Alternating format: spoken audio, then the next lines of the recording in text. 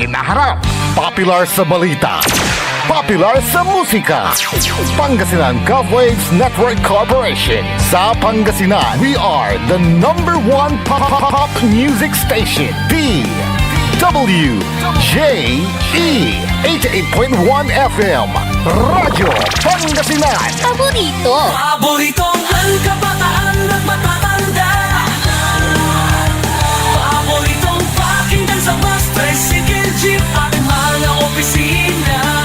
Paborito mo, paborito ko, paborito natin lahat. DWJE 88.1 FM Radyo Pangasinan. Number one pop music station. Paborito. Paborito. Ang susunod na programa ay rated GP.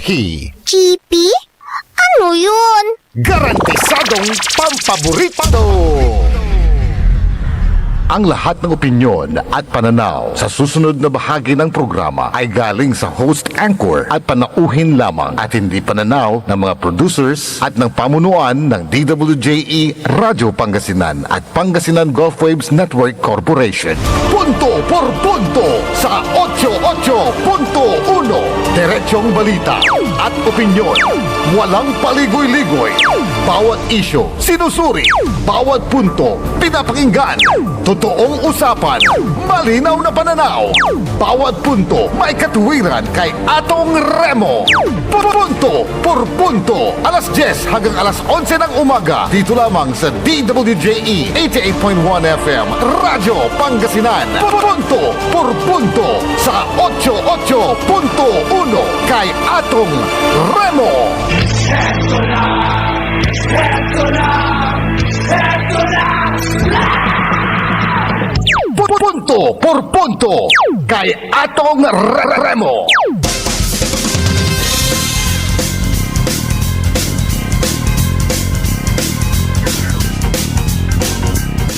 Heto na! Heto na ang inyong pinakapaboritong inaantay sa programang Punto por punto kay Atong Remo. Maabnormal ya kaagawan Pangasinan. Abnormal kwan tayo ta unuran, unuran.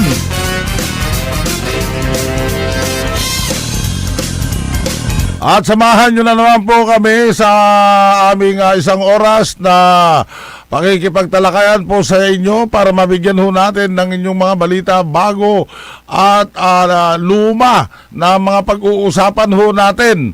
At makakasama nyo sa technical side ang ating El Presidente Nixon Dacal. At syempre ang inyong tagapaghatid balita sa Himpapawid. Punto por punto kay Atong Remo. Agosto 2026 na naman. Napakabilis ng panahon. Parang wala namang nangyari sa mga nakaraang bagyo. Ang hinahanap nila ngayon, nasaan ang ayuda? Kwalanto. Nasaan kaya yung 2 million kilos na bigas na dapat ay naipamudmud na sa mga kabahayan? Hanggang ngayon, wala pa rin. Inatilay kabayo ang gapunin na kandanda mo.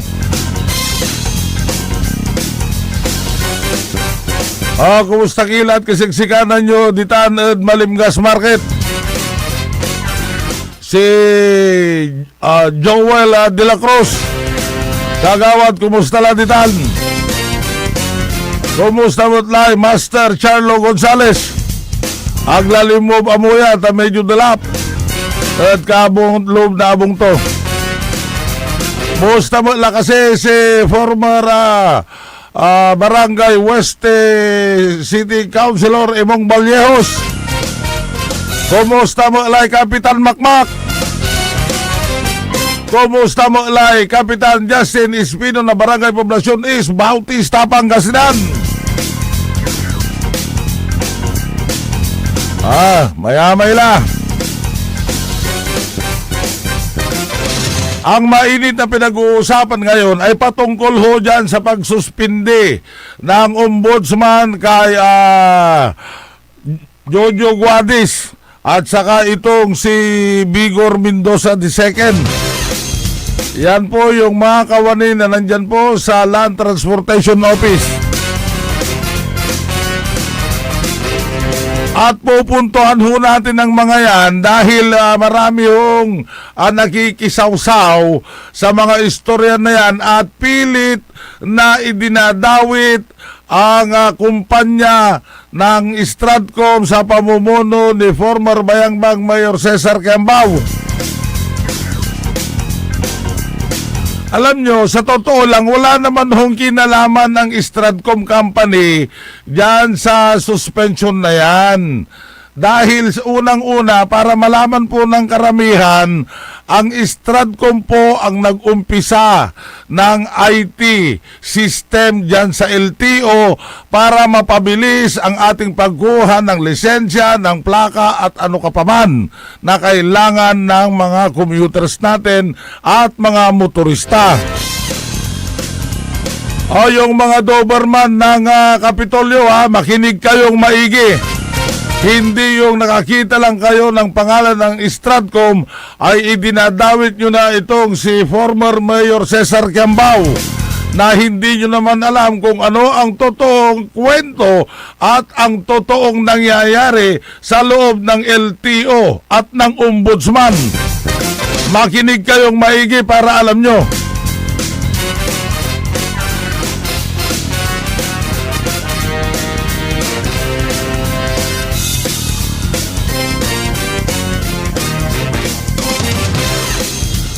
Paano ba napasok ang Stratcom sa gobyerno?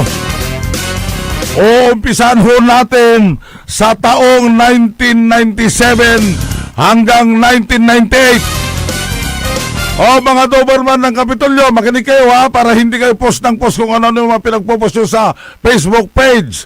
Makasira lang kayo ng imahe ng isang tao. Noong 1997 hanggang 1998 sa ilalim ng panunungkulan ni namayapang Presidente Fidel B. Ramos, sa ilalim ng kanyang administrasyon, inaward po ang isang at napirmahan ang Stratcom at LTO IT at saka yung Build Own Operate Agreement.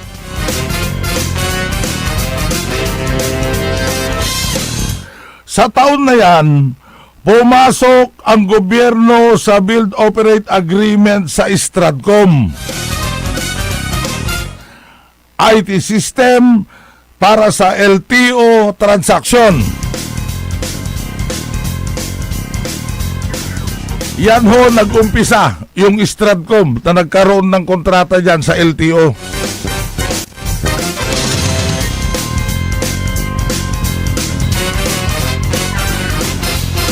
At noong 2001, sa ilalim naman ng Arroyo Administration, may amendments agreement sa Stratcom contract noong June 11, 2001. Mismong Department of Justice Records ang tumutukoy dito.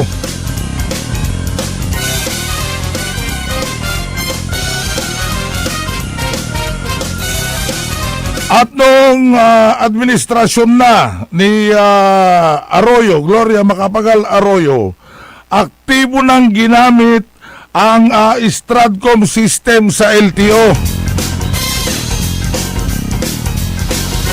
May LTO issuance noong March at April 2003 na nag-uutos ng paggamit, verification sa LTO IT MBRS ng Stratcom.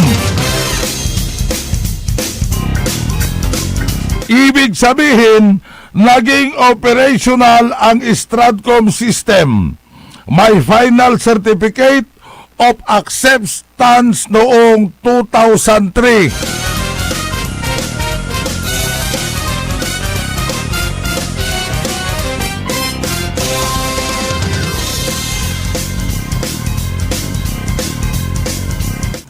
At noong 2013, dapat nang matapos ang orihinal na concession. Ngunit nagkaroon ng extension itong kumpanyang Stratcom.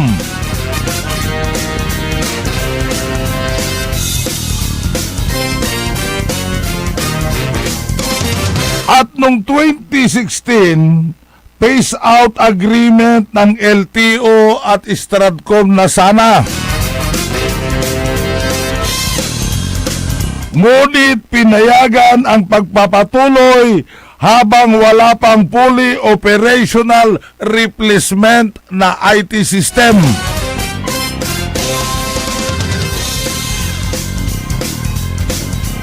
Eto na.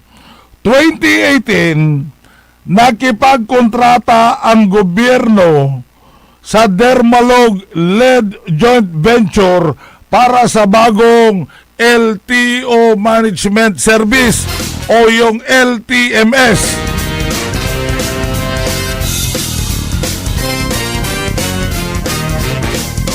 At ang Dermalog joint venture company ay may kontrata na humigit kumulang 8 bilyon.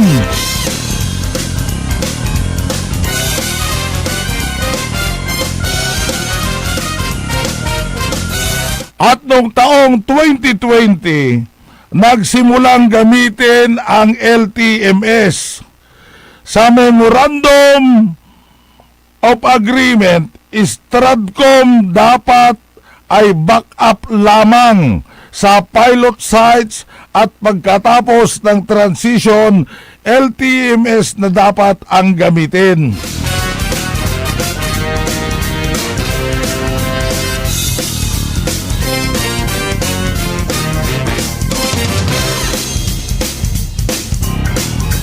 At noong taong 2021, Certificate of Project Completion Final Acceptance ng LTMS, lumawak ang implementasyon ng LTMS o ang Land Transportation Management Services.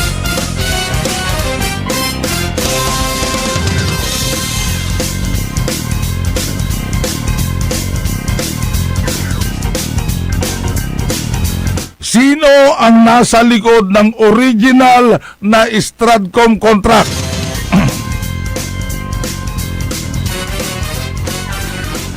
Inaward noong December 15, 1997 sa ilalim ng pamumuno ni namayapang Presidente Fidel V. Ramos. Awarded ang LTO IT project sa ilalim ng Build, Own, Operate contract sa Stratcom.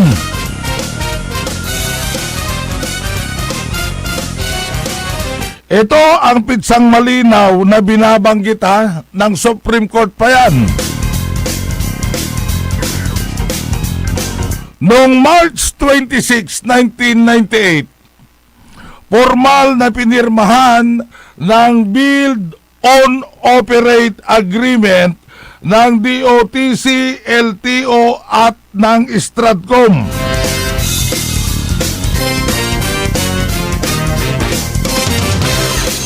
Ang Stratcom ay kinatawan ni former Bayangbang Mayor Cesar T. Quiambao bilang presidente nito.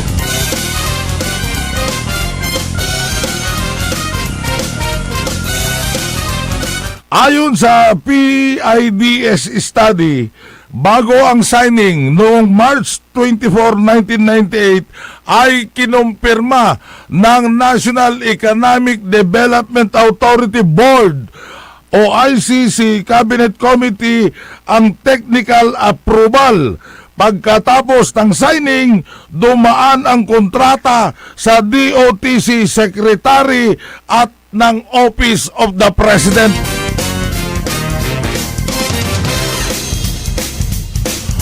At noong May 28, 1998, naglabas ng notice to proceed sa Stratcom.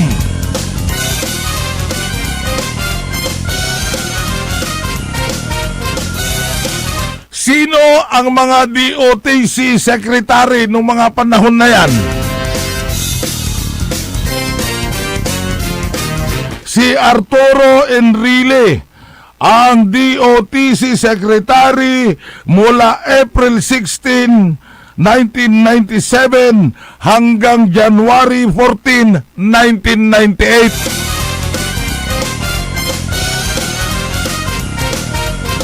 Ibig sabihin, siya ang DOTC Secretary nang ma-award ang project noong December 15, 1997, pero hindi na siya Secretary nang pirmahan ang Final Build on Operate Agreement noong March 26, 1998.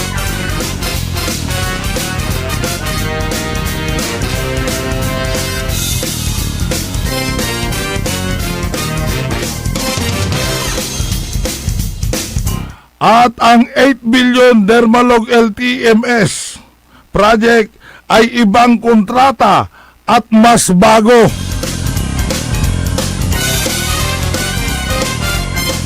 Ang Stratcom BOO ay 1997 hanggang 1998.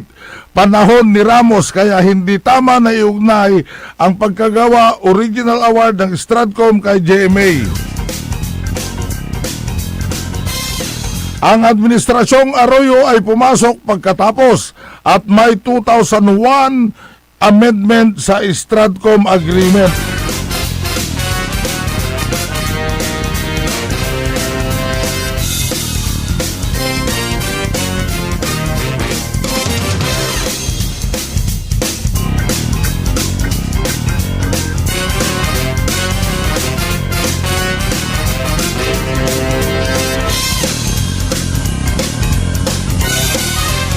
Si Joe Pilogwadis III, naging LTO chief noong 2022.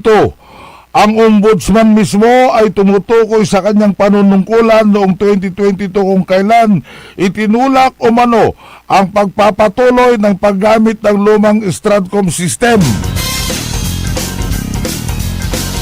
Si Vigor Mendoza II naman ay naging LTO chief noong 2023.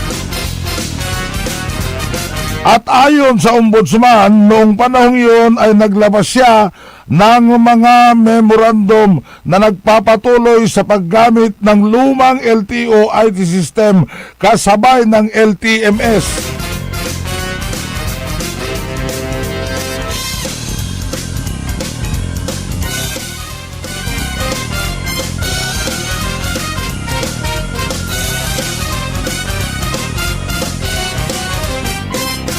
Sa madaling sabi, si Guadis ay nanungkulan ng humigit kumulang 1 taon sa LTO chief.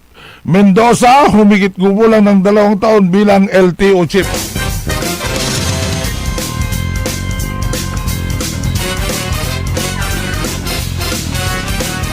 So malinaw yan na mga Doberman ng Kapitolyo. Napakinggan nyo kung paano nagsimula ang kumpanyang Stratcom sa LTO. Ngayon, nagkawindang-windang, nagkagulo-gulo na yan sa LTO nang dahil sa pakikialam at panghihimasok ng Dermalog Joint Venture Corporation. Paano naman napasok ang Dermalog Joint Venture Corporation? Ito ay ang panahon noon ni Secretary Tugadi ng DOTC. Sa panunungkulan naman ni former President Rodrigo Digong Duterte.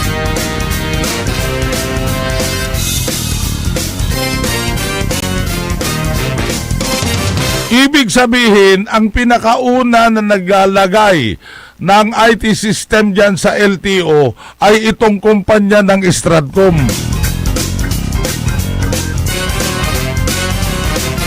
Meron ho silang kontrata ho dyan na 10 years renewable. At dahil nga sa papalit-palit ng mga pangulo, pati yung mga gagawa dyan ng IT system dyan sa LTO na yan, nagpalit-palit na rin.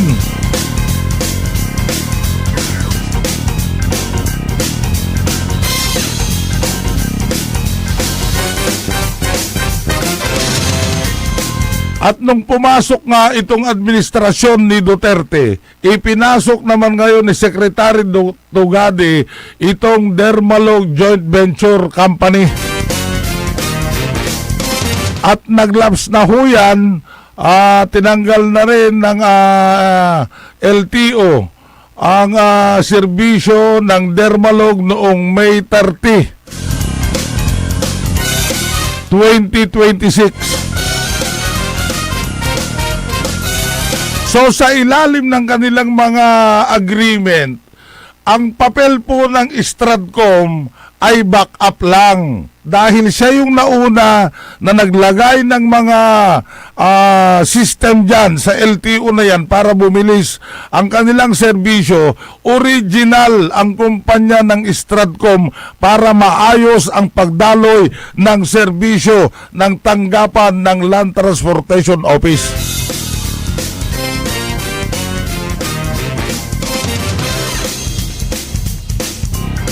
Sa kasalukuyan, meron hong pending na kaso na pinag-uusapan ho dyan sa Supreme Court. Pahinggil po dyan sa issue na yan.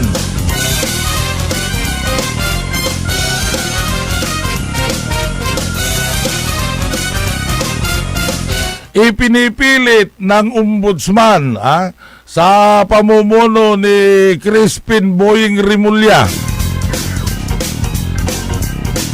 na maanomalya daw. Kaya sinibak niya itong si Guadis at saka itong si Mendoza.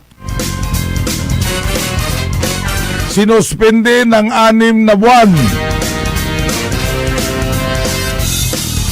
Pero sa ating mga nakuhang mga impormasyon, kaya pinaggiginitan at pinagpipilitan nitong si Rimulya ang Dermalog joint venture dahil meron ho siyang special.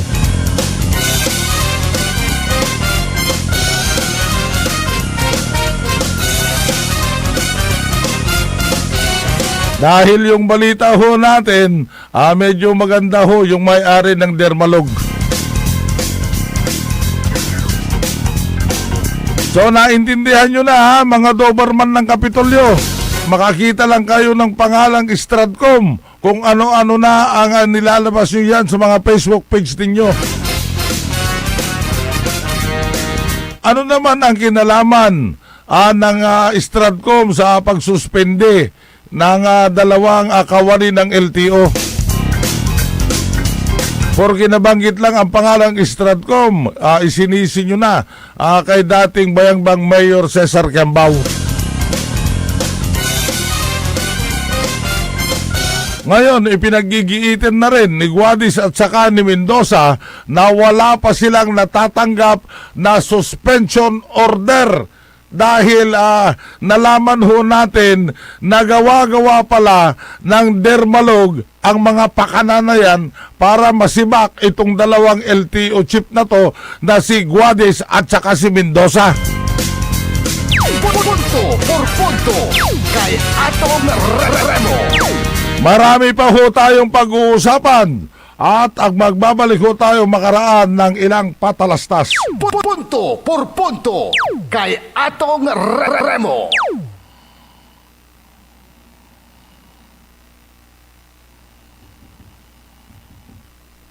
Sustansya at gumaganap ng isang mahalagang papel sa katawan ng tao. Ganyan mag-alaga ang Rebecca's Purified Drinking Water. Rebecca's Purified Drinking Water. Matatagpuan sa 193 Amado Tapuac, Dagupan City. For deliveries, you may contact Matthew Mamorno at 075-515-8767 or 0917-508-0055. Rebecca's Purified Drinking Water.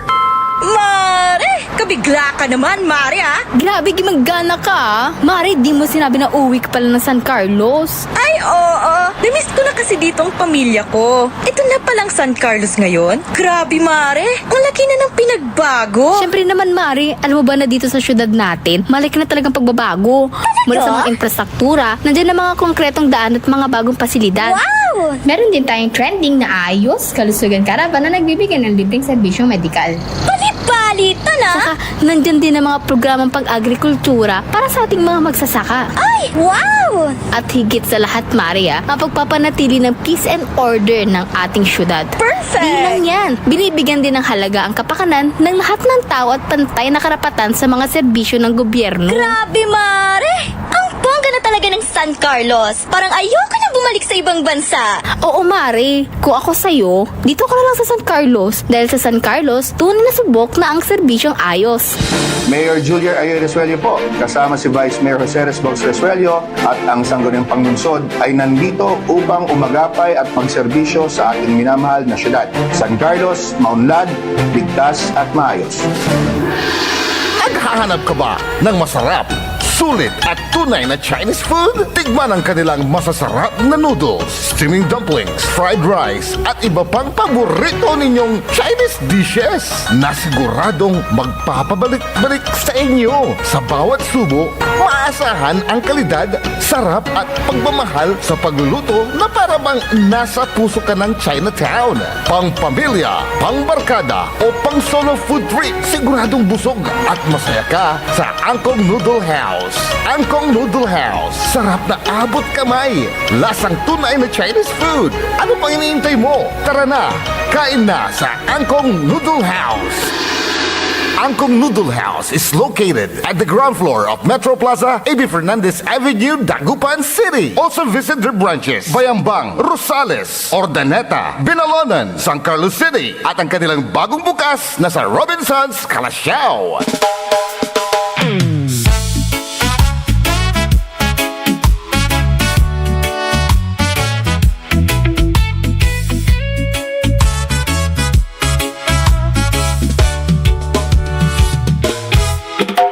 Saan ka man papunta, saan ka man patungo, lagi kang naaalala sa iyong mga nagawa. Binago mo ang bayan, binigyan mo ng buhay, dahil sa paglilingkod mong agad maaasahan. Naging matibay ang bayan ng dinmali. Sige na, bumalik ka na, ikaw ang inaasahan. Ituloy mo ang iyong laban bilang ama ng ating bayan. Sige na, bumalik ka na, balikan mo ang binmali. Muli mong iparamdam sa amin ang serbisyong agad maasahan. Ginising mo ang bayan, pinaunlad mo ang binmalay, binigyan mo ng lakas at sigla na tunay na makulay. Ang iyong mga ginaway, isang patunay na ang mahal mong bayan ay kaya mong ibangon sa isang serbisyong agad maaasahan. Sige na, bumalik ka na, ikaw ang inaasahan. Ituloy mo ang iyong laban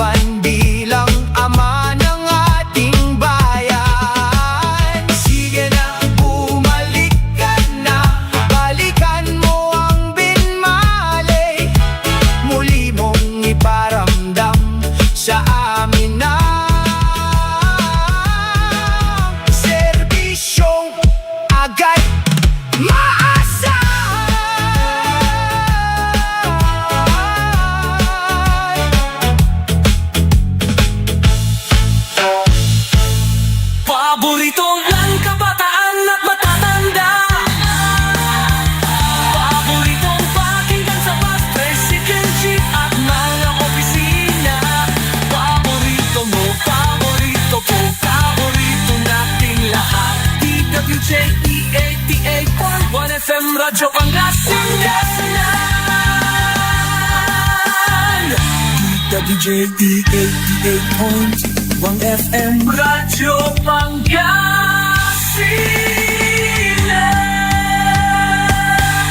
Paborito. Punto por punto sa 88.1. Diretsong balita at opinyon. Walang paligoy-ligoy. Bawat isyu, sinusuri. Bawat punto, pinapakinggan. Totoong usapan, malinaw na pananaw. Bawat punto, may katuwiran kay Atong Remo. Punto por punto. Alas 10 hanggang alas 11 ng umaga. Dito lamang sa DWJE 88.1 FM Radyo Pangasinan. Punto por punto sa 88.1 kay Atong Remo.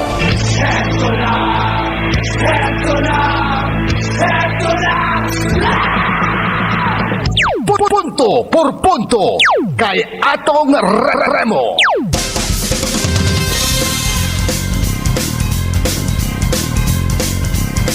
Oh, balik tayo. So, update tayo sa kaso ni LTO Chief Vigor Mendoza II at Chopelo Guadis III.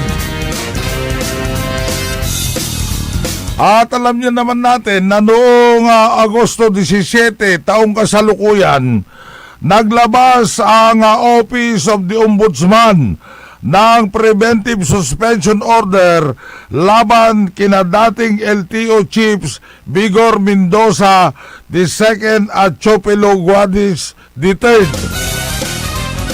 6 na buwan na suspension na walang saod o hanggang matapos ang administrative case.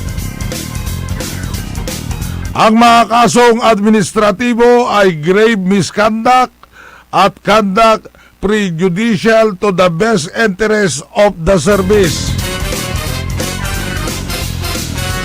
Sentro ng kaso, ang patuloy na paggamit ng lumang Stratcom-operated LTO IT system kahit mayroon ng LTMS. Yan, pupuntahan ho natin yan ha. Bakit tuloy pa rin na ginagamit ang lumang Stratcom-operated LTO IT? Dahil napakasimple, pag tinanggal mo na yung Stratcom IT system dyan, hindi na gagana o hindi na operational ang LTO services. Ang nagpagulo lang ho dyan ay itong Dermalog Joint Venture na ang mga nagmamay-ari niyan ay isang malapit kay Ombudsman Secretary Boying Rimulya.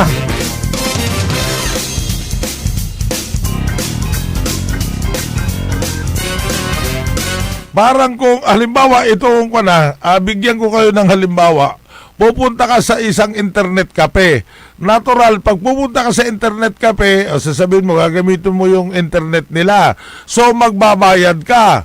Ngayon, kung ayaw ng pagtatanggalin nung may-ari, yung internet na ginagamit mo, hindi, wala ka nang magamit. Paano pa yung serbisyo magagamit mo? Parang ganyan din sa LTO. Itong Stratcom Corporation, itong kumpanya na Stratcom na to, sila ho ang nakaunang naglagay ng IT services yan sa LTO para mapabilis ang serbisyo ng tanggapan ng LTO. Makakita lang kayo ng pangalang Stratcom, hindi nyo naman alam kung ano ang totoong kwento nito.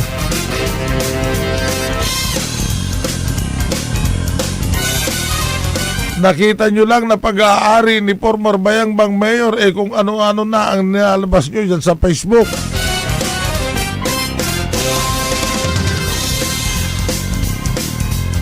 Kaya ipinipilit din ng mga opisyal dyan sa Land Transportation Office na hindi pwedeng tanggalin ang system ng Stratcom dahil pag tinanggal mo yan, hindi na nga operational ang magiging tanggapan na yan.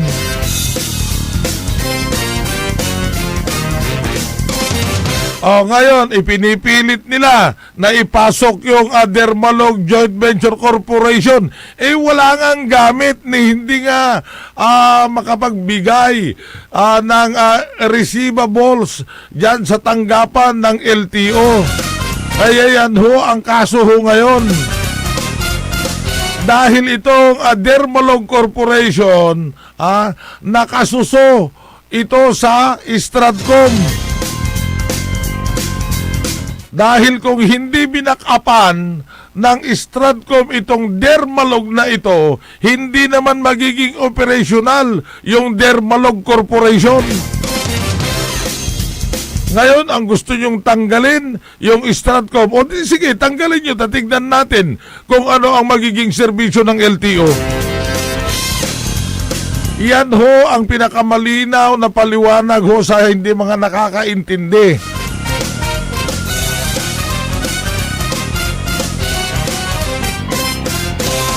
At mayroon pang mga findings daw ng COA na binabanggit ng Ombudsman na umabot sa 13.379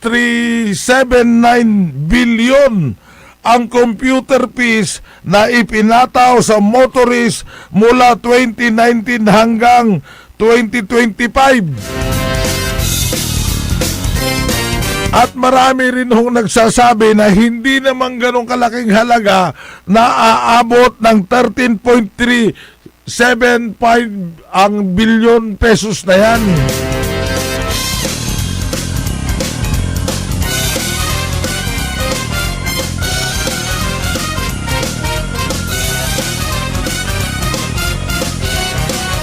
Pero kailangan din nating alinawin na yung preventive suspension ni Guadis at saka ni Mendoza ay preventive suspension pa lamang ito at hindi pa hatol na guilty. May pagkakataon pa sina Mendoza at Guadis na sagutin ang mga aligasyon. Pareho silang nagpahayag na handa nilang patunayan na tamang forum na naging makatarungan at para sa kapakanan ng publiko ang kanilang naging desisyon.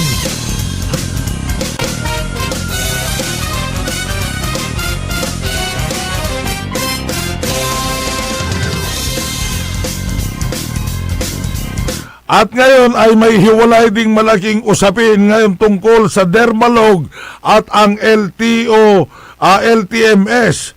Kabilang ang pagtatangka ng LTO na i-blacklist ang Dermalog at mga nakabingbing kaso kaugnay ng source code at kontrata ng Land Transportation Management as Service.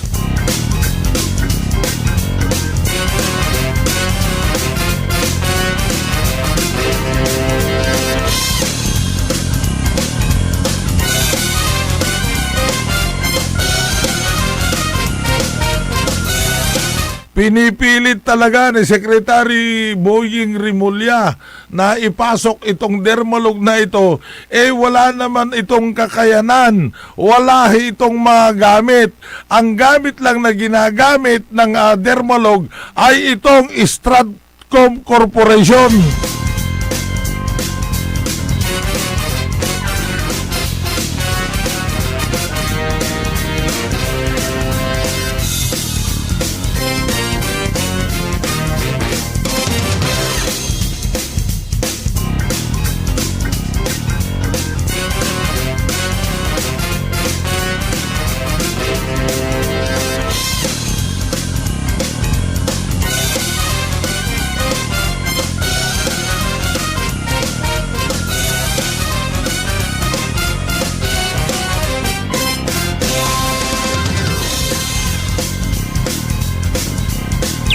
Punto por punto kay Atong Remo. Kaya hayaan na lang muna natin na ipalabas ng Korte Suprema ang desisyon kung mananatili ba na magsiservisyo ang tanggapan ng Stratcom o kung ano na ang mangyayari sa Dermalog Corporation. Kasi itong Dermalog Corporation na ito, hindi naman niya naibigay ng tama ang serbisyo.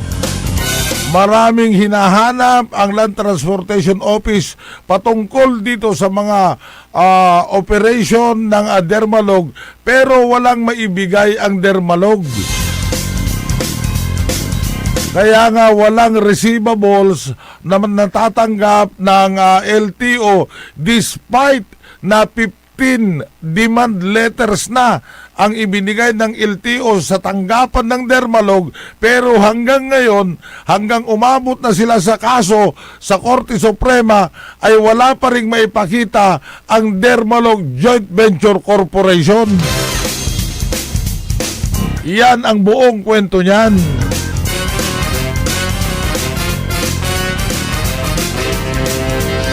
Subukan mong tanggalin yung Stratcom kung hindi napilay yung operasyon ng LTO.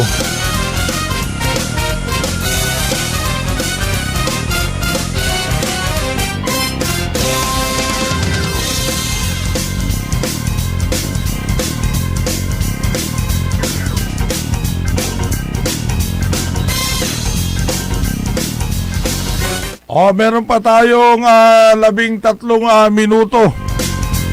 Bago tayo magtatapos na naman sa araw ng Huwebes, ma-abnormal na araw. Abnormal yung mga Doberman ng Kapitolyo. Labas ng labas na hindi naman niya alam.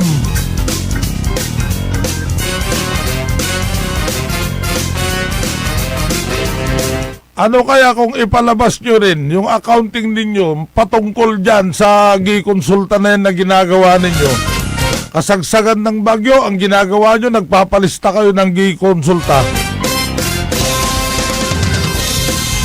Ano ba meron dyan? Sa bagay, kung kukwentahin ho natin yung 1,700 times 2 million na Pangasinense na maiparehistro, magkano ho ang aabutin yan? 3.4 billion.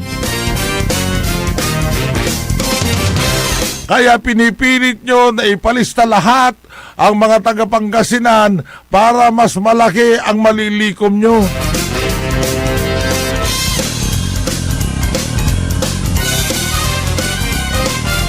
Yung 3.4 billion na yan na malikom ninyo, kahit gastusin nyo sa 14 na provincial hospital, meron at meron pa ring matitira dyan. Aywan ko kung bakit yan ang pinagtutuunan nyo ng pansin kaysa yung mamudmud kayo ng relief goods, magbigay kayo ng tulong sa mga mahihirap, gawin ang kalsada, wala naman ho sa inyo yan. Dahil ang nakapokus lang sa inyo ay ang pagpapalista ng gikonsulta. Gikonsulta, yakap naman yan. Programa naman ng national government, pero inakon yung sa inyo galing yan.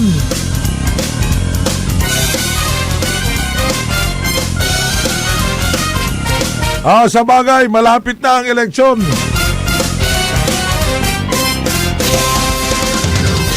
Ilang tulog na lang.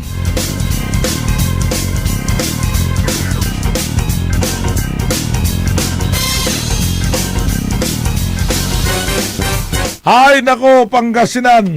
Punto por punto kay Atong Remo.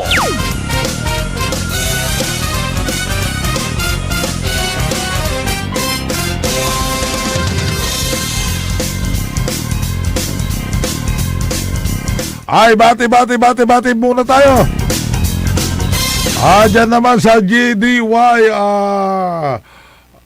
Automobile Service Corporation, Auto Service Center. Nakatutok ho dyan, nakikinig sa atin si Mariana Rosalita. Andyan din si Janet Lunca.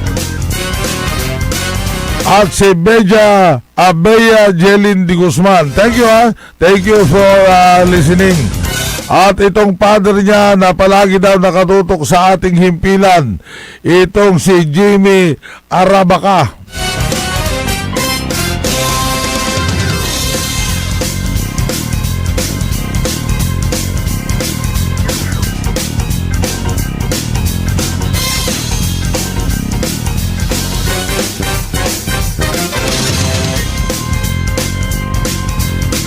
At good morning din sa mga nakikinig dyan sa opisina ni board member Noel Binse.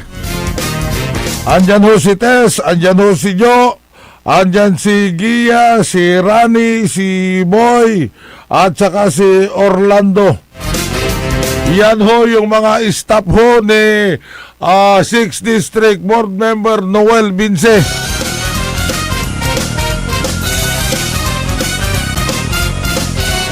Nakatutok din pala yung mga staff ni Board Member Rose Apaga ng 5 Distrito. Ang nag-iisang Rosas ng 5 Distrito. Andyan si Ma'am Carol. At andyan din na nanonood itong si Jules.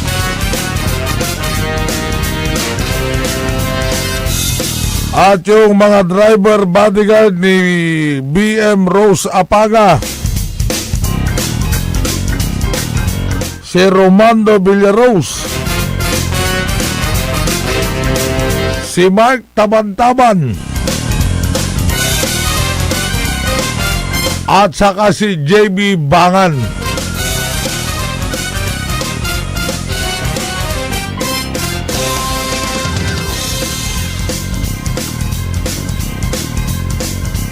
At good morning din kay pare Felix Jose, nakasalukuyang kumukuha ngayon ng kanyang LTAP. At ganoon din kay pare Marvin Calma, si Kapitan Joma Andrada dyan sa Barangay Pinmaludpod. At nakatutok din sa atin ang ating kaibigan na dating congressman, party list na API, Abante Pangasinan Ilocano, Mike Morden.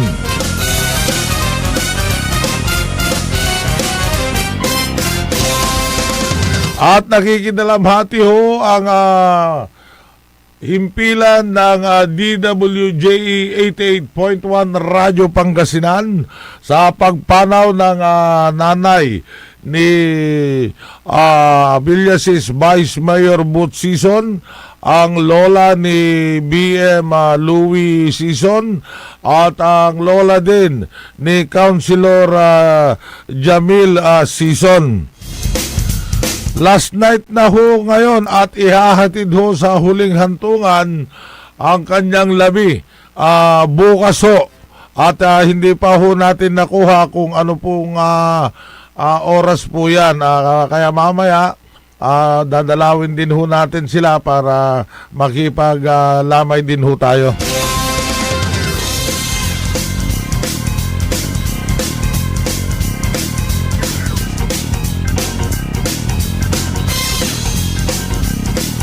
At good morning din dyan kay MDRRMC Officer Ma'am Jen Benebe. Uy!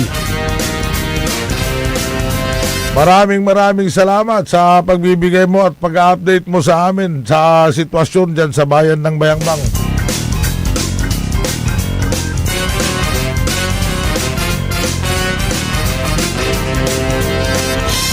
At kamakailan lang nakita ho natin sa Facebook page ng Bayangbang na nagkaroon na ng matagal na palang reconciliation itong dating mayor ng Bayangbang na si Mayor Rick Camacho at ang former Bayangbang Mayor Cesar T. Kiambao. At nagkasundo na ho sila. Ipapakita ho natin bukas ang video kung saan lahat ng barangay kapitan sa loob ng 77 pitong barangay ay nagkaisa at nagsama-sama para sa iisang bayan ng Bayangbang.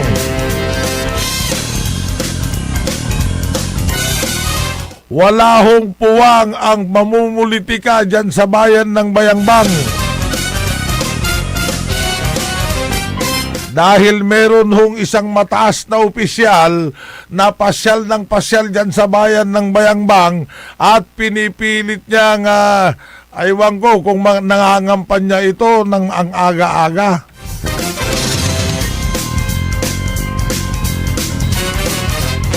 Dala-dala pa rin niya yung yakap-yakap. Ayakap niya pero doon sa background ng tarpaulin niya, gikonsulta. Ay nako, ayusin nyo yung trabaho nyo. Hindi lang kayo nakatutok dyan sa kalusugan. Hindi lang kayo nakatutok dyan sa listahan.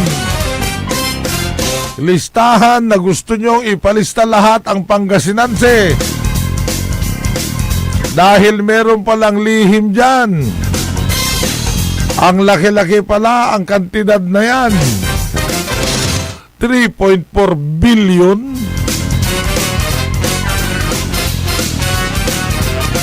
Kaya ang sinasabi niya, libre yung gamot, libre lahat. Pero kung kwentahin mo yung halaga na yan na 3.4 billion pesos, ay nako, sobra-sobra na ho yan.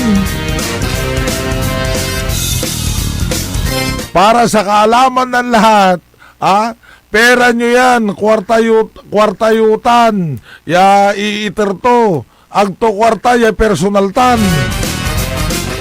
Nanlapo ed national governmentan, programa'y gobyernutan. Tapos kung makaasta kayo, akala nyo personal yung pera yan.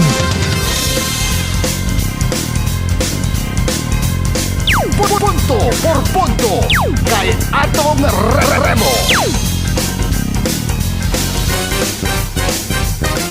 Ay, negative pala, sabi ni Master Charlo. Hindi pala tayo pwedeng makapasyal dyan sa Regional Trial Court na nakabase o dyan sa Tundaligan. Dahil malalim daw ho ang tubig. Kaya maghanap ka na lang, Master Charlo, ng ibang lugar na pwede tayong makapag-jamming.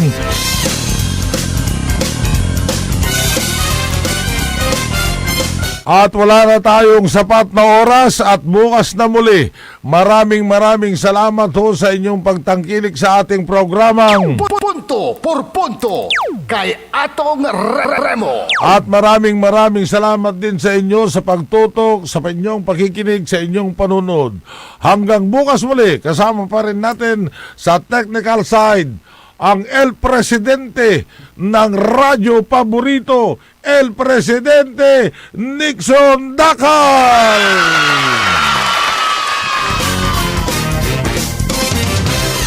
Pagtutuunan natin at pag-uusapan natin, pupuntahan ho natin ang ginawa ng mga taga-Bayangbangenyos na nagkaisa na sila para sa iisang bayan ng Bayangbang. Wala hong puli-politika dyan. Solid Bayangbang. At hanggang bukas muli, at ito ang inyong nakasama sa loob ng isang oras. Punto por punto kay Atong Remo. Naimbag na bigat, kada tayo amin, apo.